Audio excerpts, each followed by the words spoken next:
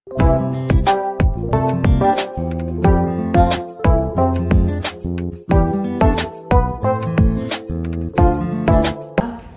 sekali memang aplikasi digital gitu ya, platform yang digunakan oleh anak-anak kita, tapi tentu sebagai salah satu platform terbesar gitu ya, sangat wajar bahwa memang Meta mengambil inisiatif ini, mengambil tanggung jawab lebih, dan insya Allah memang betul-betul bisa mendorong perubahan, menyelesaikan masalah-masalah yang terjadi di remaja kita sebagaimana yang disampaikan oleh Miss Davis tadi. Nah, kalau keluarga kita, kami itu Yayasan Rangkul Keluarga Kita Berdaya, nama lengkapnya Ibu dan Bapak, mulai dari 2012, betul ya Mbak Yulia, saya takut. Jadi di tahun ke-13 kami, sebelumnya sebetulnya kami sudah bergerak di bidang pendidikan keluarga, dulu namanya 24 Hour Parenting, Ibu dan Bapak, sebelumnya namanya Buah Hati, gitu ya. Jadi kalau dirunut dari sebelum perubahan nama pertama, kita itu kerja sebetulnya dari 2008 kira-kira, dan memang salah satu isu utama yang selalu kami bahas adalah tentang pengasuhan di era digital, gitu ya. Tapi sesungguhnya fondasi utama dari yang dilakukan oleh Rangkul, jadi yang melakukan pendidikan keluarga di keluarga kita itu namanya Rangkul, Relawan Keluarga Kita, Ibu dan Bapak, dan ini profesinya sangat beragam. Ada ribuan relawan yang bekerja setiap hari. Tadi saya cerita sama Antagoni bahwa as we speak now itu ada puluhan sesi yang berlangsung berbagi cerita antar orang tua di berbagai kota. Nah, kurikulum dasarnya sebetulnya 3, Mbak Siska. Jadi hubungan reflektif, bagaimana kita menguatkan koneksi antar orang dewasa yang ada di sekeliling anak, mengelola emosi, bagaimana sebetulnya orang tua itu bisa berkomunikasi dengan lebih efektif di dalam keluarga termasuk sama anaknya. Kemudian disiplin positif, bagaimana kita menumbuhkan rutinitas yang baik, soal tidur tadi gitu ya. Misalnya memberikan batasan tentang aturan-aturan kesepakatan tanpa kekerasan, tanpa ancaman, tanpa sogokan. Kemudian yang ketiga, belajar efektif, bagaimana kita sebagai orang tua itu terlibat dalam proses menumbuhkan kompetensi anak-anak kita di setting sekolah, madrasah, dan sebagainya. Nah, tapi dasar utama dari keluarga kita tuh sebetulnya di namanya keluarga kita. Artinya apa? Semua keluarga tuh keluarga kita. Semua anak tuh anak kita. Pengasuhan itu urusan bersama. Kita nggak bisa cuma nyalah-nyalahin orang tua, bilang ya gara-gara lu sih jadi anak lu begini gitu ya. Kita nggak bisa sekedar mau anak kita sukses sendiri, nggak kena dampak dari teknologi sendiri, tapi kita semua harus punya upaya kolektif untuk pada akhirnya memang membuat masyarakat ini, bangsa ini jadi jauh lebih baik karena talenta-talentanya sejak dini memang sudah tangguh dan mampu menghadapi tantangan apapun.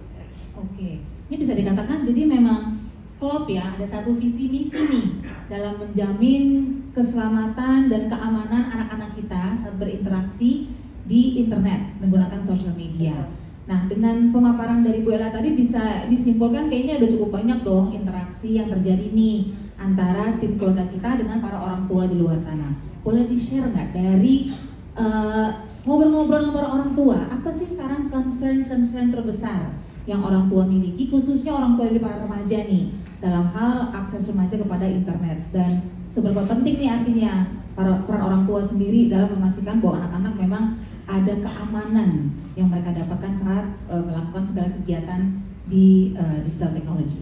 Iya, jawabannya tentu sangat penting ya, tapi peran orang tua seperti apa? Orang tua pendidik pertama, orang tua pendidik utama, gurunya bisa ganti setiap tahun gitu ya, teknologinya juga berubah dan sebagainya, tapi orang tua adalah sosok yang memang tentu bukan cuma punya kepentingan gitu ya terhadap anak karena dia cinta dan sebagainya, tetapi punya tanggung jawab yang sangat besar untuk ini. Nah, tapi memang upaya kita buat mendukung orang tua itu yang tadi saya sampaikan di awal belum tentu optimal. Kalau orang tuanya Mbak Siska itu banyak banget yang sekarang datang dengan masalah di dunia digital, masalah perilaku anak di dunia digital. Tadi sama Antagoni juga kita bicara gitu ya soal bagaimana kadang-kadang orang tua melihat justru sumber masalah di dunia digital, tetapi sebetulnya masalahnya tuh lebih daripada sekedar di dunia digital gitu. Jadi datang dengan masalah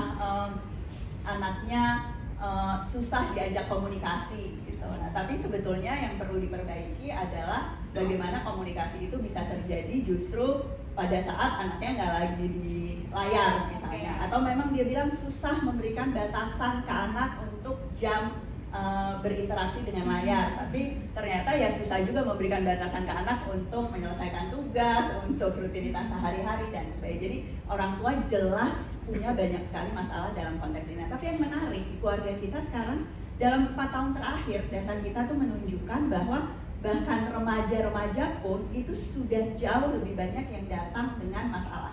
Karena beberapa sesi keluarga kita itu tergantung kurikulumnya itu bukan cuma sesi orang tuanya, ibu dan bapak. Jadi ada sesi dengan anak remajanya. Kadang-kadang justru orang tuanya yang merasa anaknya baik-baik aja, tapi anaknya yang kemudian melontarkan bahwa bingung gitu ya, bahwa dia punya tantangan, bahwa dia yang susah tidur gitu. Orang tuanya bahkan nggak tahu gitu anaknya di kamar sebelah mengalami semua masalah itu. Jadi kalau ditanya urgency of the problem untuk memang meningkatkan kapasitas keluarga untuk mengatasi isu-isu ini, menurut saya memang udah tinggi gitu ya, sangat gawat darurat dibandingkan dengan masalah-masalah lain yang tentu juga kita hadapi di dunia digital. Pak Alex tahu banget tuh semua masalah kan di dunia digital, tapi isu perlindungan anak, isu penguatan kapasitas keluarga itu esensial dan memang perlu kita atasi. Oke, tapi menarik ya Bu Ella ya. Artinya memang kadang-kadang kalau secara surface level lah gitu diskusinya, biasanya memang perbincangannya, aduh anakku kebanyakan nih menatap layar, menggunakan smartphone, menggunakan gadget. Padahal kalau misalnya kita diskusi lebih dalam lagi, kadang-kadang permasalahannya justru memang adalah ada komunikasi yang kurang terjalin gitu di antara orang tua dan anak sendiri. Atau mungkin ada sesuatu yang bisa lebih ditingkatkan lagi dalam hal kedekatan antara anak dan orang tua dan juga komunikasinya. Nah, bagi orang tua sendiri biasanya kalau aku boleh curhat ya juga ya sebagai orang tua. Kalau ketemu saya pasti selalu curhat, tapi colongan kalau ketemu Bu Ella nggak mungkin enggak. Kadang-kadang memang it's a tricky balance Bu Ella untuk bisa benar-benar satu menjamin anak-anakku itu aman saat berinteraksi, saat menggunakan sosial media dan juga teknologi digital, tapi juga mereka bisa mendapatkan semua manfaatnya yang juga tentunya banyak sekali kebaikannya. Tapi bagaimana menjamin juga jangan sampai juga mereka kelamaan menggunakan semua peralatan tersebut gitu. Saya juga ingin mereka berinteraksi juga dengan dunia di luar sana. Itu gimana tuh ketemu balance-nya Bu Ella? Pertama, memang orang tua harus paham resiko-resikonya itu apa. Tadi sudah disampaikan gitu ya, ada resiko konten, ada resiko kontak gitu. Terus yang terakhir apa ya? Saya lupa.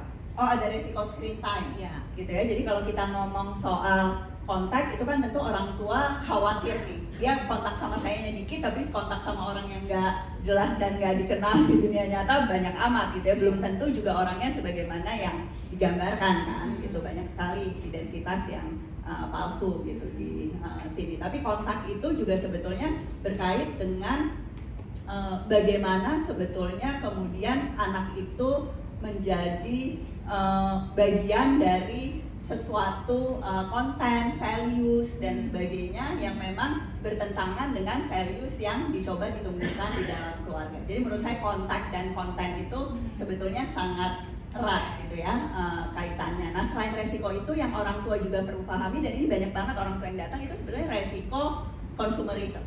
Itu kayak banyak banget. Baru kemarin kita ada sesi FGD, itu ada anak yang ceritain kayak aduh stres banget gitu ya sama dunia digital. Kenapa? Karena merek warna lipstick, katanya ibu-ibu ada yang ini nggak, warna lipstick ganti tiap minggu, baru nabung setengah bulan buat itu, terus yang populer dan sebagainya. Dan itu resiko yang nyata gitu ya, gimana kita mengajarkan value untuk melawan komersialisasi, konsumerisme dan sebagainya, yang sekarang tantangannya tuh anak kita dapat bertubi-tubi gitu. Nah, yang terakhir yang memang paling banyak persis seperti yang Mbak Siska bilang tuh screen time. Nah, screen time ini sebagaimana yang tadi digambarkan itu sebetulnya kaitannya dengan resiko adiksi. Bapak dan Ibu. Jadi ini juga belum sepenuhnya dipahami, tetapi pada prinsipnya ya menghabiskan waktu berlebihan, memiliki porsi berlebihan untuk apapun, mau makan kek, mau rokok kek, mau apapun, itu sebetulnya kaitannya dengan ketidakmampuan individu untuk mengontrol gitu ya tingkat konsumsinya dia, dan itu bisa terjadi pada gawai dan dunia digital dan sudah banyak terjadi. Jadi yang kita lakukan ya mendidik orang tua untuk memahami resiko-resiko itu sehingga kemudian dia tahu strategi-strategi apa yang bisa dilakukan. Nah, mungkin perbedaan utamanya teman-teman, saya tadi cerita juga sama Miss Davis tentang saya punya pengalaman di pendidikan berinteraksi dengan banyak stakeholder. Jadi selain keluarga kita, saya salah satu pendirinya Yayasan Guru Belajar yang bikin pelatihan-pelatihan guru di ratusan daerah, terlibat di pusat studi pendidikan dan kebijakan, bekerja dengan Bapak dan Ibu yang policy maker di sini dan sebagainya. Jadi saya melihat betul bahwa pada saat kita bicara kapasitas orang tua, itu memang program pengembangan yang terstruktur untuk orang tua ini mungkin tentu dibandingkan dengan pekerjaan Bapak dan Ibu yang di Kemdikdasmen gitu ya, setiap hari dari pagi sampai sore anak itu dididik di sekolah, yang orang tua ini masih sangat kurang intervensi dan kolektif effort kita untuk itu. Nah, karena itu kita sangat ingin sebanyak mungkin orang tua, semakin banyak komunitas dan organisasi, semakin banyak mitra dari dunia usaha industri yang memang juga terlibat untuk menggulirkan gerakan-gerakan pendidikan keluarga, menimbulkan kesadaran dari orang tua tentang ini. Nah, tapi kita nggak pengen misahin juga Ibu dan Bapak. Kenapa? Karena apapun kompetensi yang dipelajari oleh anak, dipelajari oleh orang tua dalam konteks era digital, itu sebenarnya bisa ditransfer ke konteks non-digital, gitu kan? Jadi kalau kita belajar ngasih batasan tadi di sosial media, kalau kita terbiasa berdiskusi terbuka dengan anak tentang bagaimana sih cara kerja algoritma, gitu ya, maka refleksi itu dan diskusi itu anak tuh lihat apapun dia akan terbiasa untuk kritis, untuk menganalisa dan sebagainya. Jadi banyak hal yang kita pelajari dalam konteks digital itu kita bawa ke kehidupan non digital dan sebaliknya. Anak yang terbiasa menyelesaikan masalah, anak yang sering main prosotan gitu ya, anak yang main pasir, sensorinya itu terlatih, anak yang aktif untuk berolahraga dan sebagainya. Mereka itu juga datang ke dunia digital dengan tingkat kesiapan yang jauh lebih tinggi dibandingkan dengan anak-anak yang belum terlatih kompetensinya di dunia nyata. Itu salah satu prinsip yang kita coba lakukan juga di program Cerdas Digital.